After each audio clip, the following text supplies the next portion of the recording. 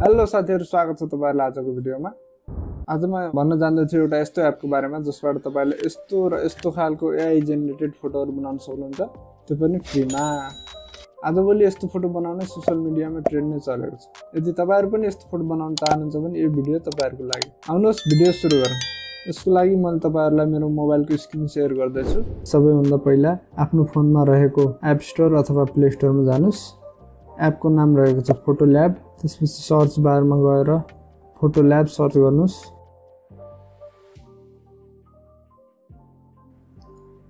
फर्स्टमा अप्सन देखाएको छ, यसमा क्लिक गर्नुस्। यसलाई डाउनलोड गरेर यसलाई ओपन गर्नुस्। यसको पेड भर्जन पनि रहेको छ, फ्री भर्जन पनि रहेको छ। म चाहिँ अहिले फ्री भर्जन युज गर्दैछु यसको। देख्न सक्नुहुन्छ यो सब फोटोहरुमा तपाईले आफ्नो तरिकाले एडिट गर्न सक्नुहुन्छ। म एउटा मेरो फोटो एडिट गरेर देखाउँदैछु तपाईहरुलाई।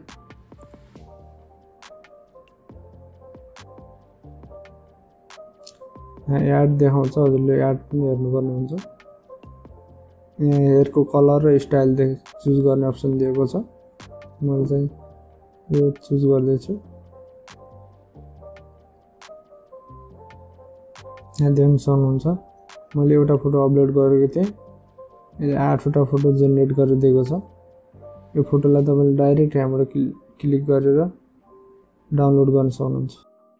एड देखाएको छ, यसलाई स्किप गर्यौं हामीले। यो फोटो सेभ भइसकेको छ। म तपाईलाई देखाउन जाँदैछु फोटो चाहिँ। अहिले भर्खर सेभ गरेको फोटो चाहिँ हाम्रो यो। यहाँ एउटा वाटर मार्क चाहिँ आउँछ। तपाईहरुले यसलाई क्रप गरेर यहाँबाट वाटर मार्क हटाउन सक्नुहुन्छ। यति क्रप गर्यो भने वाटर मार्क यसरी हट्छ।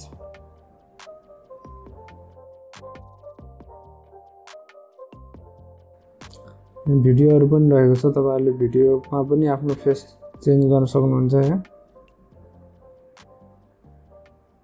यहाँ तपाईहरुको अप्सन तल अप्सन पनि दिएको छ। यो ड्रीम लुकमा चाहिँ सबै प्रो भर्जनहरु मात्रै छ हाम्रो। यसमा चाहिँ सबै यो चाहिँ क्याटेगोरी छुट्याइदिएको छ। यहाँ चाहिँ हजुरले आफ्नो आफ्नो क्याटेगोरी कुन आफुलाई मन पर्छ त्यसमा गएर त्यहीबाट हजुरहरुले एडिट गर्न सक्नुहुन्छ।